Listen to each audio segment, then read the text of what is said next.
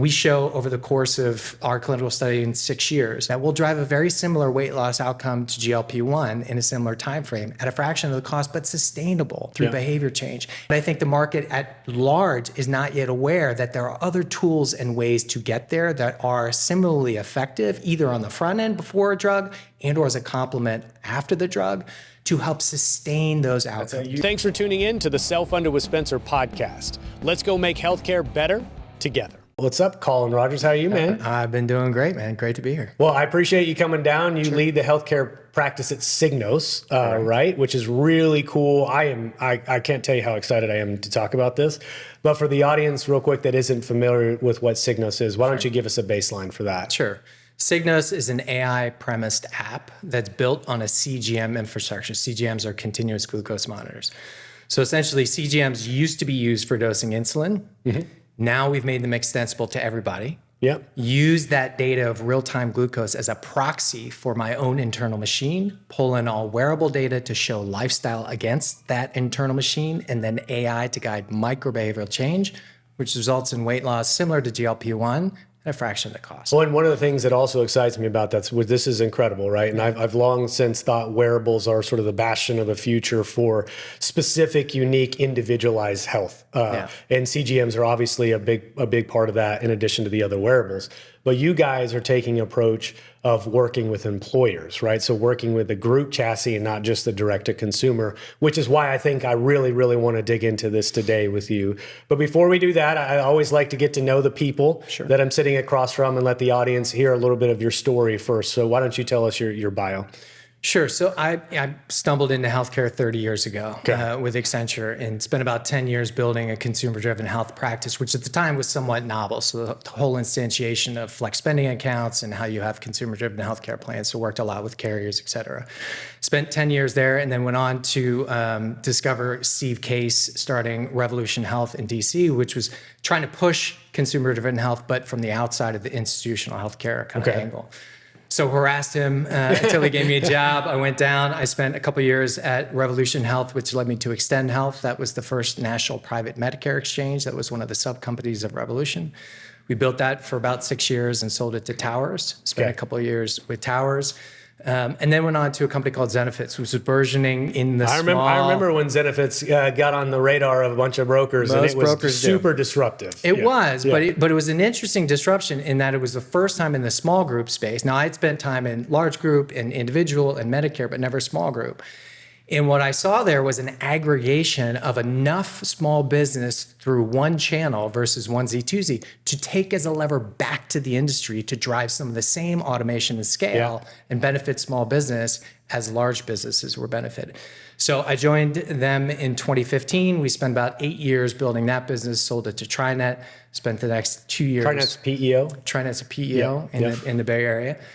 Spent the next 2 years integrating those two companies, and then stumbled into. Well, I don't want to double click too hard on Zenefits, but I think they tested the theory of whether or not the consultant or the broker was necessary in the equation, right? Because a lot of what they did initially, at least what I remember, is disrupting the relationship and sort of questioning whether or not a broker was necessary to transact benefits to a degree. So give me some idea of what that was like living through it. Well, living through it was interesting because there's a lot of lore behind Zenefits and the model itself. But I think part of the premise was, hey, can we disintermediate the broker? There's a famous line from Parker, drink their milkshake, all that kind of thing, which was a lot of interesting rhetoric. But, I think at the end of the day, Zenefits was trying to automate the process of making extensible to as many small businesses, as many options as possible, and then guiding them through a process so they could choose themselves.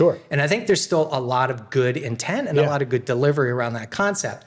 Ultimately, I think what the market's found over time is there's a necessary pairing between finding plans and being able to navigate the system and then having a real expert help you make a final decision as part of that process. Well, see, that's our premise, not just at Pareto, but I've always worked in the group space. The premise is, hey, what we do is relatively complex on the surface. And yes, we want to tell the story to the employers, but ultimately we understand the role that a consultant has in a complex kind of healthcare transaction. And so therefore their guidance is necessary. But I remember that so uniquely because I was working as an analyst at a broker, and all the talk was Zenefits. And there was worry at the time that consultant market was going to be completely disrupted, or you said disintermediated, which I think was the fear at the time. It really was. And what's interesting now, if you look at the market, so Parker's gone on to start kind of the second instantiation through Rippling, but you look at Deal and Gusto. And ultimately, what I think this means for small business and market is they have been paid so much more attention to over the last 5 to 10 years than maybe in any time previous, and been enabled with tools, not just broker attention, which is great, but also the tools to help supplement the whole span of their business, from HR to payroll to benefits. And so I think that's been a big sea change that Zenefits really helped to spark. Cool, man. I'm glad you obviously indulged me there. I didn't want to index too hard on that, but that was a big part of my career a decade or so ago. So you said you found your way to Signos. So tell me what the origins of the connection was there. Sure. So I was completing my time at TriNet, or actually didn't know I was completing my time at TriNet, but it was a wonderful experience. And I do some advising for different venture companies along the way. And I got a call from a good friend who said, hey, would you sit down with this company who's looking at the wellness weight management space? And wellness and weight management, preventative healthcare in the healthcare industry, at least over the span of my career, has been very useful, but also something that was kind of check the box in many instances. And so I took the call happily. But when I got into the conversation with Sherem, the founder of Signos, around what the tool is that he was developing, I just saw so many exponential ways that it can be used in healthcare for population health and individual outcomes. And so that half-hour conversation turned into 6 months of advising the company, and ultimately me leading the healthcare practice. Chronic health issues, surprise out-of-network medical bills, inflated medical and prescription drug prices. These issues cost self-insured employers hundreds of millions of dollars every year. Add to this the rising cost of care and potential for waste across the life of a claim, and it's clear that self-insured employers need innovative solutions that lower their health plan spend. At Valence, we've done just that, developed innovation that shifts the current paradigm. A complete and integrated ecosystem solution driven by data, one that manages and simplifies the complexity of medical claim costs. It is through analyzing millions of data points that we enable employers to realize and fuel cost-saving solutions. Valence experts come prepared from day one, targeting the fraction of claims that will drive the majority of health plan costs. That is how our team lives the Valence promise, engaging early and often for smarter, better, faster healthcare. Yeah, and I thought, I don't know if when we were talking earlier, if it'll be captured on the episode, so I want to go back real quick. Sherem has a pretty interesting story of like why he came into this space and what he's trying to do. So could you tell us that real quick? Fascinating. So Sherem was actually, and he'd share this as well, but he was an obese child. And he went through most of his childhood in that fashion, but went on to do, successful things academically, even got recruited to play in the NHL. And so kind of went through this whole evolution of weight and personal kind of fitness. But ultimately, after going through that process, went back into entrepreneurship and gained a lot of weight back. And what he could never understand, particularly at his peak human performance, is why he'd be in the gym for 2 hours, his doppelganger would be in the gym for 2 hours, and they would have completely different outcomes. And so 6 years ago, he sat down with the CEO of Dexcom, a man named Kevin Sayer. And he said, look, Kevin, I think I can take your thing, the continuous glucose monitor that you use for helping people dose insulin, make it extensible to everybody, use that real-time glucose as a proxy for my own metabolism to understand what's going on in my internal machine, and then start to build some AI around that to help me understand how I can lose weight, how I can optimize my metabolism, et cetera. Understand his premise that metabolism is kind of the center root of everything. And so ultimately what came out of that was using CGM to pull real-time glucose into what is now the Signos application as a reflection of his own internal machine or our own internal machines. Then pulling in all wearable data or all data within Apple or Google Health that's lifestyle related. So anything from biomarkers all the way through sleep, movement, et cetera. And then showing the user in real time, here's your internal machine, here's how it's reacting to your lifestyle, and 6 years of AI development on top of that to predictively prompt, hey, this is what's happening in your body. If you react to that, you can actually control your glucose. and by fact, control your metabolism. And that cycle of being able to see your own internal machine against your lifestyle and being prompted predictively into very micro behavior change, we're not wired to change wholesale. Those iterations then drive a clinical outcome. So this notion of taking real-time glucose, passively collected lifestyle data, that's interesting. But then 6 years of clinical infrastructure to drive behavior change and a clinical outcome through AI around that is really the premise of the tool. Yeah, it's the now what, right? I've got the data, but now what do I do? I got the data, that's interesting and that great. Now what do I do with it? The action that follows, right? So there's two things. One, it's interesting. I've seen a through line or a commonality with founders is that they're typically solving a problem for themselves and realizing there's a market for it. And maybe he realized it simultaneously, but it sounds like Sherem's initial interest is like understanding myself and my own metabolism 100%. To answer the question of why do I not get the same outcomes as my doppelganger? That's right. The other thing that I think is really interesting about Signos, which I said is part of the reason why you're here, is there's been a direct-to-consumer model for CGMs for a while, right? But most of the time it was required to get, my understanding is a prescription was required to be used for that. And it was mostly in the diabetic population. What we're seeing start to proliferate now is the application of the continuous glucose monitor for people that aren't diabetic or don't necessarily have all the comorbidities, but they might be trending in that direction, or they might have some indicators that suggest it's necessary or useful. And then here you guys come in and say, we could actually deploy this at scale across a population of employees and not just direct to consumer, which I found really interesting. Yeah, and there's kind of two interesting components to that when we think about population health as well as individual health. So the CGM is an interesting ingredient. It's a core ingredient, but the evolution of that hardware has increased rapidly over the last several years. So to your point, CGMs have gone from being a prescription tool for insulin dosing only. Now, as of August of last year, both Abbott and Dexcom have released over-the-counter. We happen to use Dexcom, what is now going to be Stellar in terms of the over-the-counter. So that evolution is increasing. And what that tells us is there is a proliferation of ways for us to collect passive data around who we are as people and biomarkers. That's interesting. Then using that for an individual to be able to control, empower them with the data, but control their own health, that's interesting too at scale. Now apply that to your point to an employer population.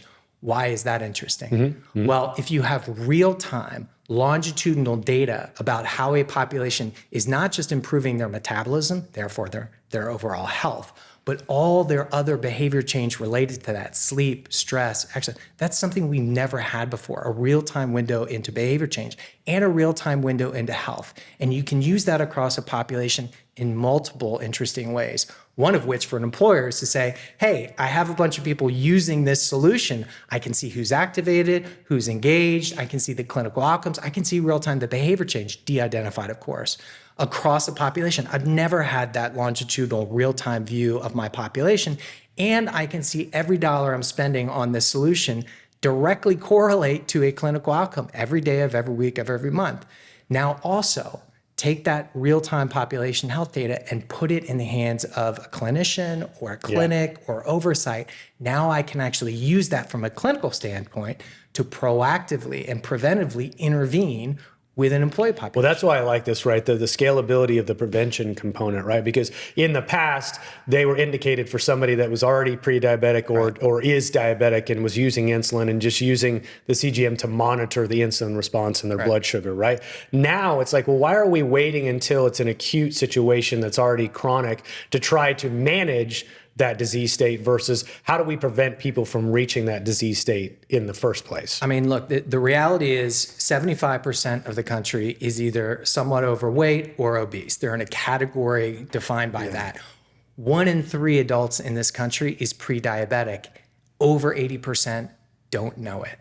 So we're all living in this world where we have a tool that can show us where we are on a trajectory towards acuteness, or frankly, if we're already acute, but then and can also empower us through the data and through microbehavioral change prompted in Signos' AI to actually start to change that trajectory, either before we become acute or if we're already there, type 2 non-insulin, pre-diabetic, walk us out of those categories. So that notion that we're in this population state and it's reflected, similarly in every employer population, that translates directly to claims costs. It translates directly to cost of care. And so if we don't know these things in terms of how many people are on their way to acuteness, how can we stop that before, first of all, for the patient's health, that doesn't occur, but also then before those claims costs associated with being pre-diabetic and type 2 non-insulin occur. They're going to happen. If we're at this level of kind of infusion across the population of weight issues and frankly pre-diabetes, those are going to occur. The real question is, can we get in front of it and or can we walk it back? And this is the first tool at scale, the largest clinically backed in the country, to attack that problem starting 6 years ago. Yeah, and so the genesis, or if you will, the evolution from direct to consumer to realizing there's an application at the employer level, where did that come from? So I think that was a combination of the point in time when I started to be engaged in the company. I think Signos always viewed this tool as something that could manage population health, and Sharam's vision from the outset was having this tool become something that was reimbursable and accessible across the healthcare industry. So that was always a predicate. I think when he and I started collaborating, that was the point in time when we started to take that vision and make it tactical. Well, see, to me, it seems obvious. And a lot of times connecting the dots in hindsight, it becomes obvious.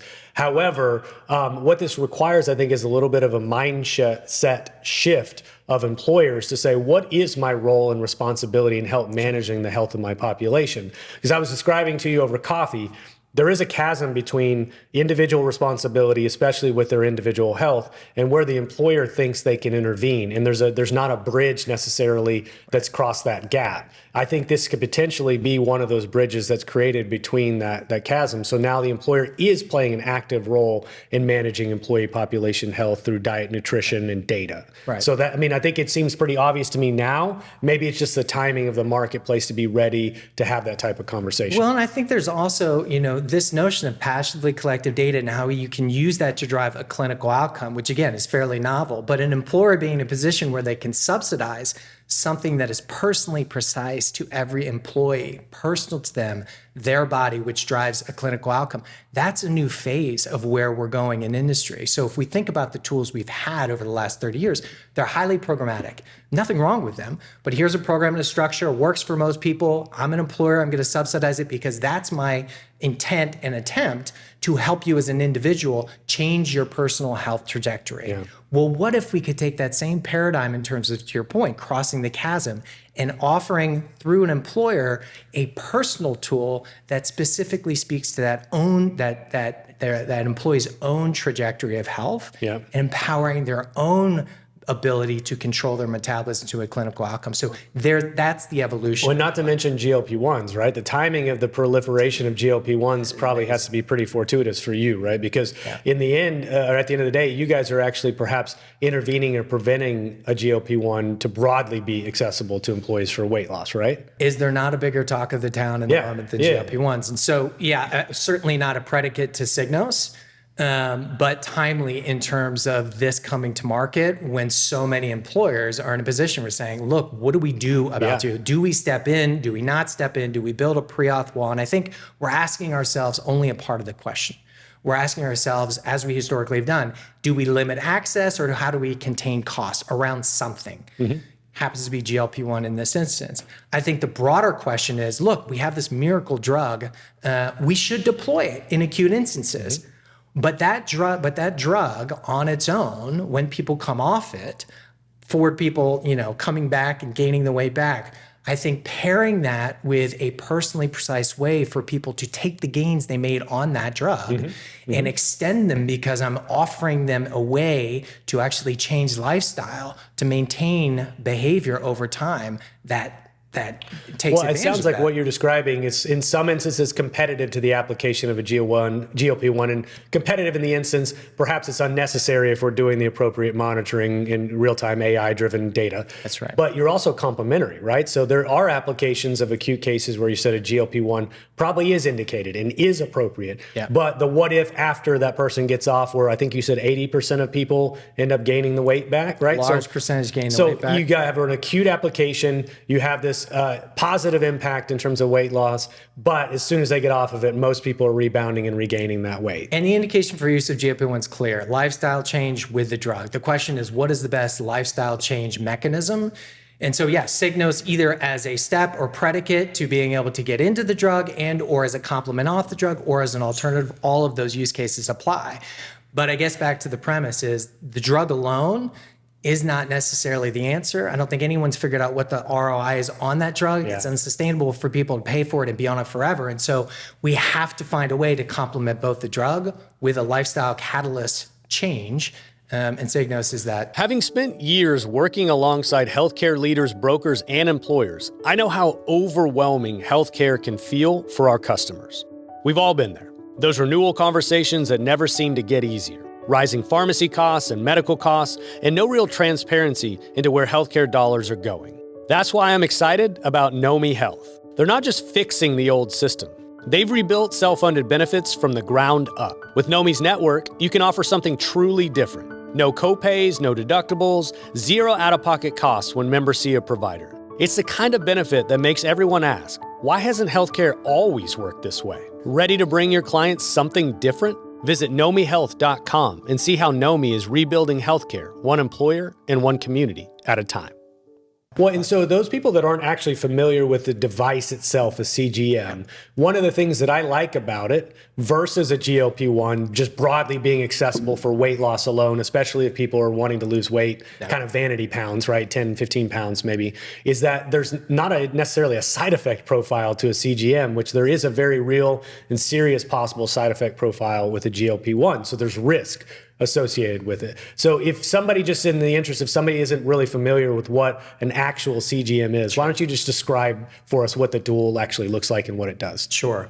So a CGM, continuous glucose monitor, it's about the size of a quarter. It's placed on either your arm or your belly. It's non-invasive. It has what we call a kitten's whisker, which goes just below the subdermal to read your interstitial fluid. And it essentially, through Bluetooth, sends that real-time view of your glucose then to Signos. So it is the ingredient or tool that allows real-time glucose to be viewed. So you can use that for insulin, or in our case, as it becomes more extensible across the population for all the reasons that we were speaking to. So that is the actual tool. But the actual view and AI and facilitator of behavior change is the 6 years of development of Signos to be able to show that to your user, not just as a BI tool and data, but then prompt them predictively around how to control that data. And so once you're in a position where you can view the data, that's interesting, but then being able to prompt and drive, we're not wired to change wholesale.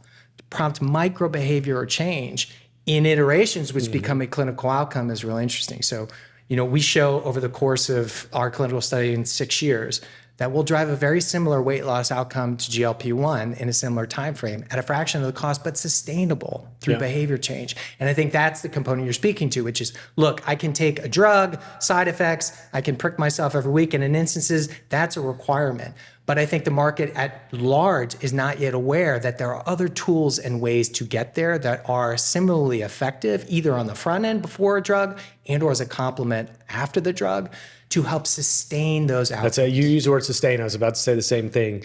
The idea being the behavioral change that becomes, I think you've used the word instantiated a couple of times, which I like, which is that now becomes ingrained in the individual, but they're empowered, they're educated, they're trained of what to do, right? So like now that behavioral modification gets entrenched over time, and now I'm a different person potentially, hopefully on the other side, because I've been empowered with information that I may have previously not had access to. Or maybe I understood conceptually, but I didn't have the ability to actually qualify and quantify it for me inside of my body. And that's what I really like about this. And I think that's such a core component. We think about healthcare in broad strokes. Hey, these are the right things to do. We've been told our whole lives, hey, eat slower, it's better for you.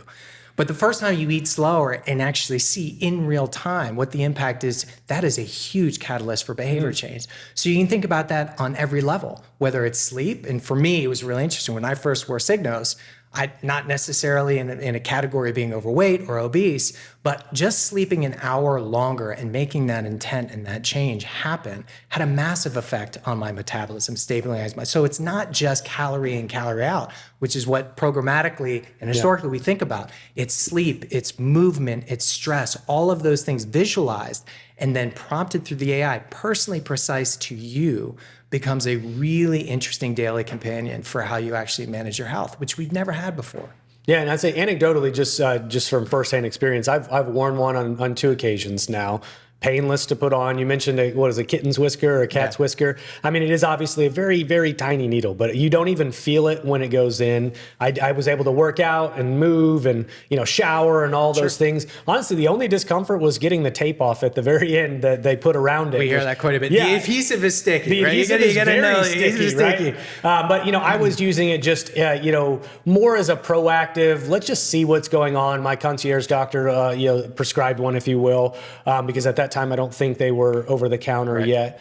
And so I got some data, and honestly, it was very interesting information. I didn't have the now what to do with it, other than my own intuitive understanding of metabolism and some of my education history. But I got to see what I always sort of understood about the way I felt up and down based on consuming either alcohol or something that's very starchy or carbohydrate driven. I got to go, oh, okay. Obviously, I knew that, but now I have a direct sort of correlation between what went inside my body and my body's response to it afterwards. And I found that really interesting, but it wasn't longitudinal. It wasn't giving me sort of steps to do to disintermediate that effect. It was just simply, oh, okay, that's cool. Now I know. And I think that's the natural evolution, right? We've gotten to this place where we can collect a lot of this data.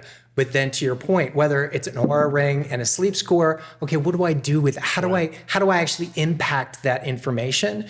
And this notion that we actually, through AI and through what Sharon and the team at Signos, who's incredibly talented, has developed over these last 6 years, is taking that data and being able to guide people through very small change into how they can respond to the data and then ultimately control. And the goal here is not to have Signos for employer population on Signos forever. Yeah. The goal is to have them on Signos long enough to have the thousands of microbehavioral change, not just drive a clinical outcome, but for the member or the patient to understand how they're feeling ultimately without that data. Yeah. So, a very pedantic example, when I started wearing Signos, I had white rice. Oh my God, I spiked through the roof. The app let me know that was going to happen. But I'm never going to forget what I saw in terms of the impact of white rice to my body. So I might still eat white rice from time to time, but it naturally becomes a process of substitution or learning what already is in my lifestyle that I can just tweak to drive a better outcome. So this isn't a sea change mechanism for anybody. It's taking this data and guiding small changes, but fitting into an existing lifestyle. And that's another way of approaching healthcare that we just haven't had historically. When I described it to you over coffee, that there's almost a Pavlovian response element to this, because every once in a while, my Dexcom app would beep at me and say, you're out of range, either up or down below the range. And for a while, I got a little bit like, where am I? Where am I? And I would obsessively look at it. And so I was asking you, do you see that in the early adoption, right? People are going to be very continually probably checking this and start to be maybe a little obsessive, but over time that's going to normalize and they're not going to be going to their phone all the time anymore, right? There's a very natural pattern here. So we're showing people for the first time things they haven't seen in 40 years, 50 years of their health trajectory. And so, of course, it becomes really interesting out of the gate for the first month or so. Hey, everything I do, I went for a walk, I ate white rice, I ate a piece of cake, or whatever it is, to see what the response is. I slept an extra hour. That over the course of a month, that starts to trend then into seeing and understanding how all of these things fit together. And you move from kind of this more data every blip of the app into more of a daily companion. I understand kind of what white rice does, but I also understand how to control the reaction of my metabolism to white rice. And so by the time you get into month 2 and month 3, it really becomes a daily companion. Yeah. It becomes something that's more trend oriented. It becomes an accountability partner in your pocket. No judgment, no bias. You start to understand your own trends, and you start to understand how your existing lifestyle can just tweak minutely to be able to have a massive impact to your health. Yeah. And you can't do that without the data, and you can't do it without a little guidance. So Sharon, it was interesting when I first met him, he said, we can teach you how to eat a piece of cake and not gain weight. Well, that's true. But what he's actually saying is your lifestyle as it exists today doesn't require you to change wholesale and step into a diet or a paradigm that's very foreign to what you do every day. Take your existing lifestyle, Understand those things that really pull you out of range, and then let the app help you understand how you can control and change those things in very small ways. And that's a view, and frankly, a macro way in healthcare that we can help a population get better, understand where they are on the trajectory, and bend that trend in a way that doing it without that visibility is frankly impossible. Right. ClaimDoc is a medical claim auditing and member advocacy company. We provide fiduciary services to employer-sponsored benefit plans and allowing them to create an environment where we ensure that the benefit plans are being charged in a fair and reasonable basis. My business is basically people, and it become a real simple transition. We thought it was going to be far more complex. I've saved, we'll say, hundreds of thousands of dollars. I could not say enough about ClaimDoc. Well, I like the idea, I guess, of his approach, right, is don't change your lifestyle for the immediate future, because you need to build a baseline of what you actually do behaviorally today, right? So if as soon as you slap on a CGM, all of a sudden you decide to try to be perfect immediately, then you don't have a baseline understanding of where you're here today, where you're trying to go. So it almost like gives a false sense of like somebody's actual patterns, right? Yeah, it's a really interesting point. So we tell people as they come in, we have a very kind of thoughtful, structured onboarding process. But part of the expectation setting is, look, take the first couple weeks, take the first month, don't do a thing, don't react to the app. This, again, as I said, is the first time in your whole life you're seeing how your body's actually operating within your lifestyle. Just see the data. It's okay, just see the data.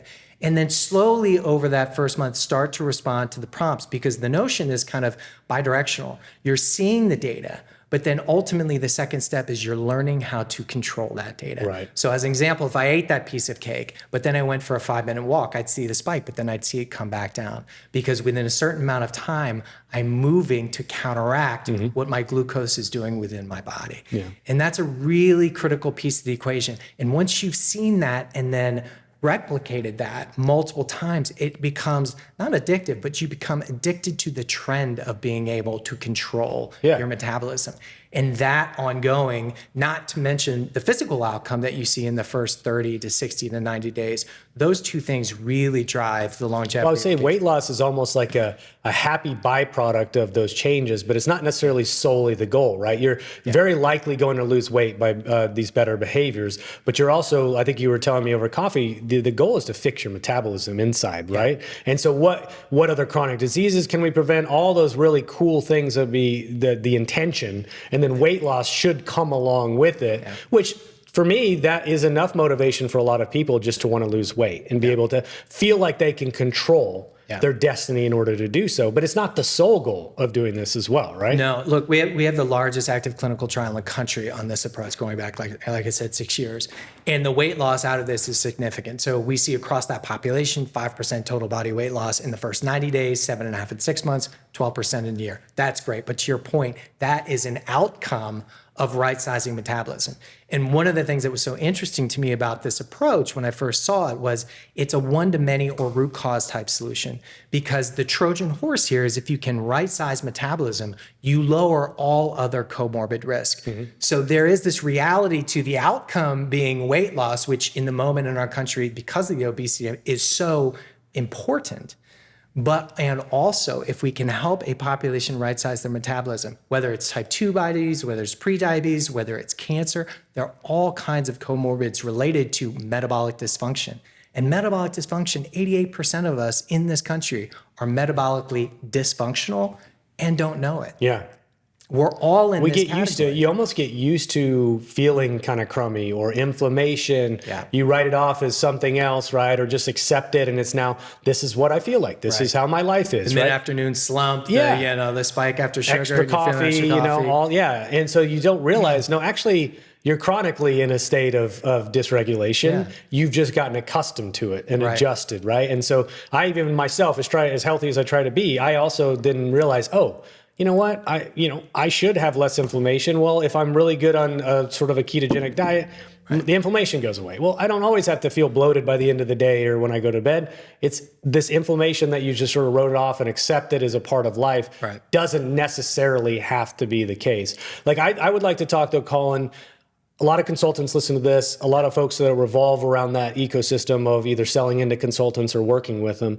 So talk to me about the actual experience of rolling out with an employer. And if a consultant was listening to this and say, I think I have a population this would work for, let's go through that process. Absolutely. So we'll look at a population in the same way many programs might. We look at claims experience over the last year. We look at RX experience. We'll look at any kind of lifestyle or health survey data that we have to really aggregate the population into 3 categories. Highly acute, which would be type 2 non-insulin, pre-diabetic, obese, on a GLP-1. Acute, which would be pre-diabetic, overweight, verging on obese, or asking for a GLP-1, and then preventative. And so in that first bucket of highly acute, it's a year-long program. An employer is on there for 6 months of continuous use and 6 months of maintenance. Acute is 3 months and 6 months of maintenance. And then the preventative bucket, which is a cost share model between the employer and the employer, could be 3 or 6 months. So we'll striate the population based on risk. We'll then onboard that population through 3 very structured live webinars. So setting expectation on, most people don't know what glucose is or what a CGM, or never worn one before, much like me. We'll then roll that out to the population. And then every 45 days, we'll be tracking the data real time, but every 45 days, we'll sit down with that employer and that consultant and say, look, here is the de-identified real-time view of where the population is. Here's who's very engaged. Here are the clinical outcomes every day of every week between the last 45 and this 45-day period. And then decide what the next quarter supplies look like. So I think what's interesting about the models, we don't charge for eligibles. We only charge for supplies we ship, and every quarter we have a gate around the supplies we ship. Okay. So the intention here is every dollar you spend on Signos, you're able to correlate specifically to an outcome within that population and within that particular employee. And so utilization is always key for any point solution, right? Especially one that's not like insurance-based, which purports to solve a particular problem. We need to see utilization, because if it doesn't get utilized, it doesn't matter how awesome the solution is. So how do you track utilization? What's expectations around utilization? It's funny, when I first started talking to Sharon, I said, look, you got a new widget? I don't care. I really don't care. Everyone's got a widget. I only care if people love it, activate, use it, and drives a clinical outcome. And those are all true. So we see an activation rate of in the mid to high 90s. And I think part of that is when someone receives a medical device sponsored by the employer, they put it on. It's a very different thing than kind of here's a program that you can, step into, call or whatever it may be.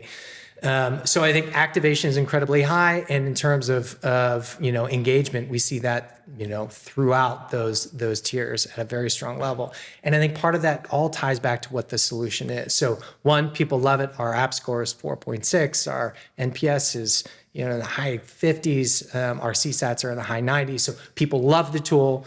They receive the tool, they activate the tool, and then penetration based on how we onboard of engagement is incredibly high. And I think part of that is there's a natural curiosity around a population, especially those who are acute, who may have tried everything else, but have never known why it hasn't worked for them. And this is the first tool that will show that to them. Yeah. When you said you striate by those 3 categories, the most at risk obviously being the ones that you want to focus on. You said, I think they do a year-long program, correct? And then that middle category, those folks emerging perhaps, are they doing a shorter duration? Yeah, so year-long for the highly acute, 9 months for the acute, and then optionally 3 or 6 for the preventive. Yeah, so tell me about the optional model, because I presume I would fit in the framework of an optional person. There's a cost share component to that? Yeah, there's a cost share component. So ultimately, we want to make this tool extensible through an employer, as an employer would, to everybody who may be healthy but not know where they are on the health trajectory to prevent them to getting acute. So what's an economically responsible way to do that? Right. You can offer the tool, have the employee have some skin in the game through whatever portion you decide not to, or to subsidize, and then give them access to enroll voluntarily. And generally we see very high penetration on that front as well, because for the same reason, people want to understand where they are in that trajectory. And so the first 2 categories are subsidized fully. Obviously, we want those folks on the tool to be able to impact their health and claims. And then we want to make it accessible to everybody else who is apparently healthy to prevent them from getting there. I think the novelty of that is if you look at how we attack acute portions of the population, historically, it's we're going to focus just on the acute or just on this disease condition. This is extensible to everybody who's not dosing insulin.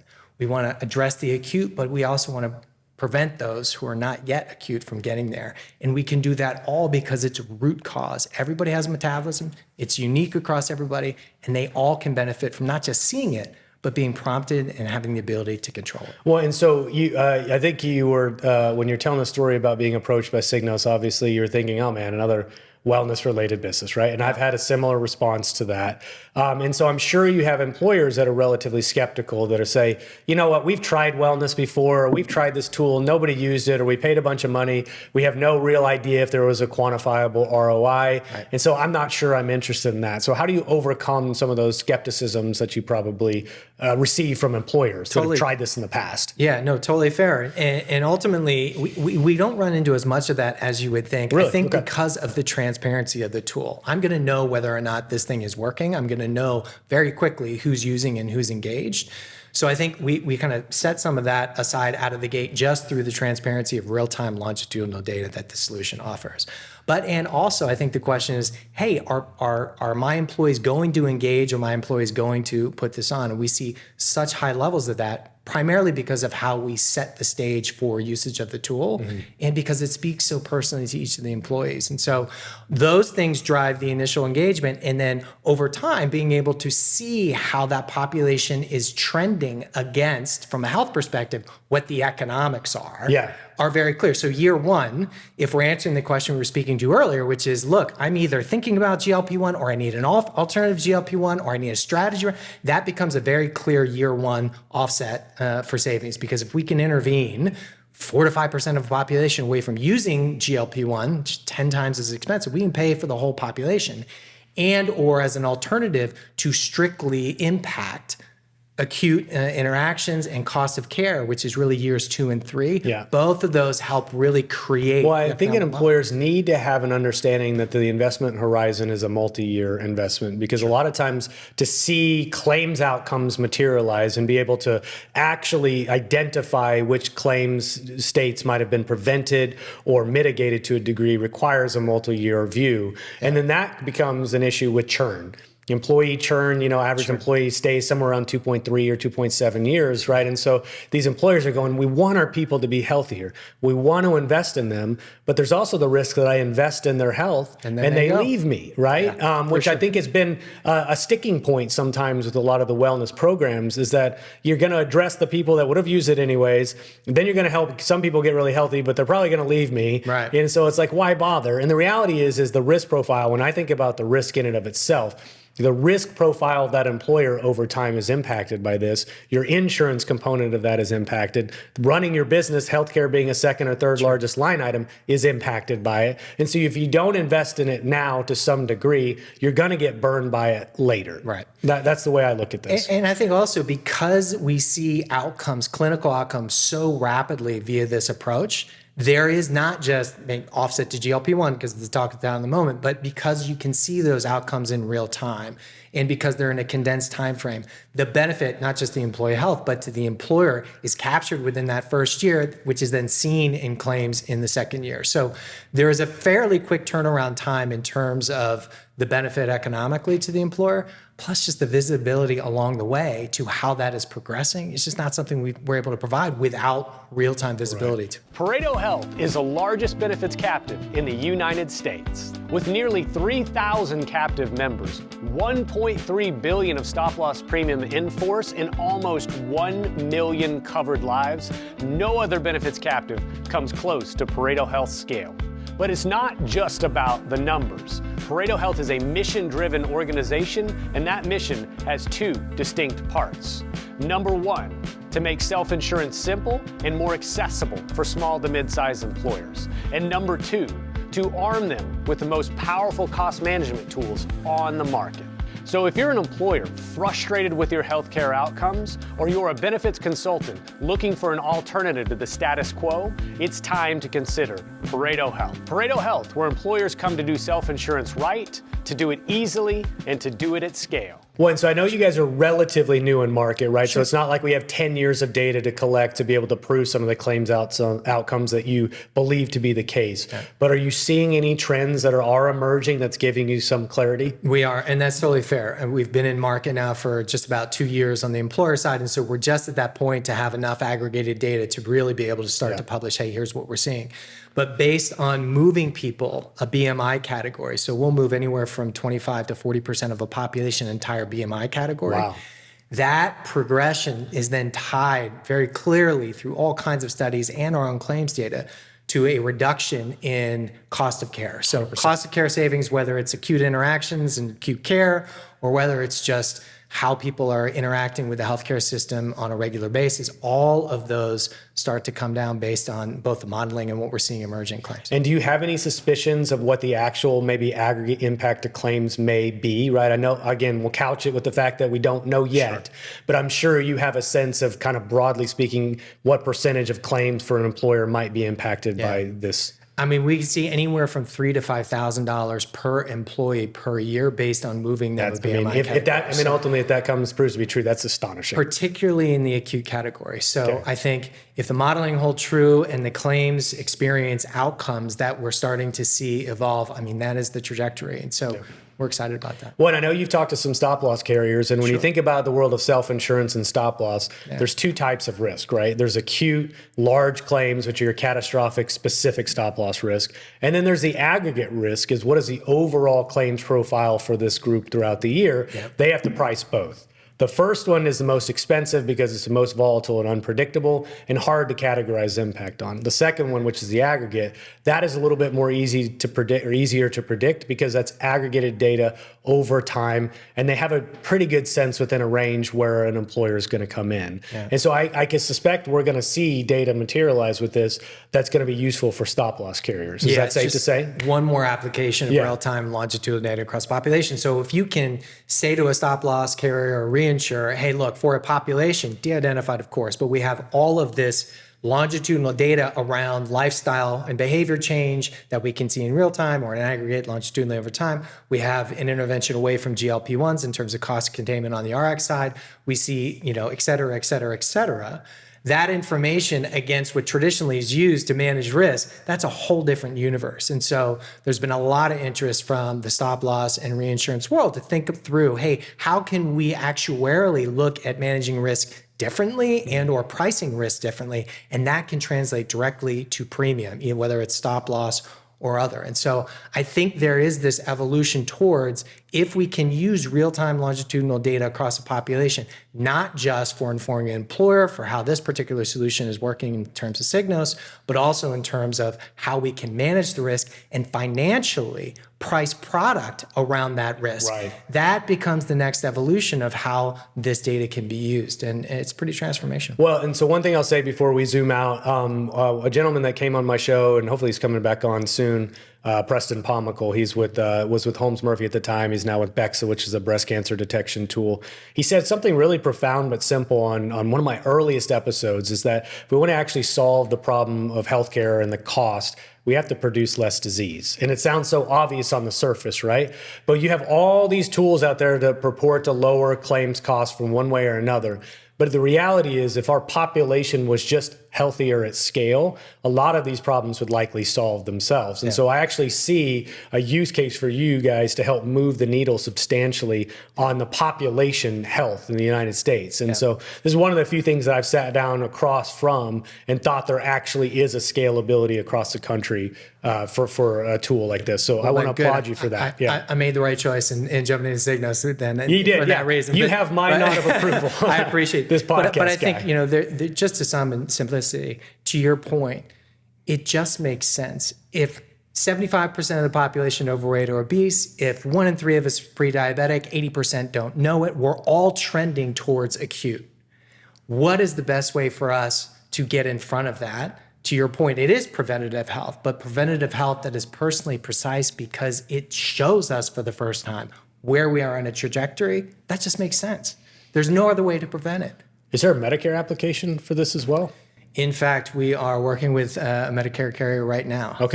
On that use. Because I tend to ignore that. That's a huge part of our population. I'm not a Medicare expert. I tend to forget how many people get their insurance through Medicare. And so surely, especially with the age and the correlation with age and disease states, there's obviously an application. We actually see in some instances higher 55 plus utilization of the tool. I believe we you. have Yeah. we have great utilization of it. But I also think, if you're in that category, the inherent assumption is sedentary lifestyle. Yeah. And so to be in a situation where you're not prompted to go run 5 miles a day, but just move and keep active based on what's happening in your body, that has a huge bend to lifestyle and just health curve. Well, so last question before we get into, I'll zoom out and ask you kind of your perspective on where the future of healthcare is going.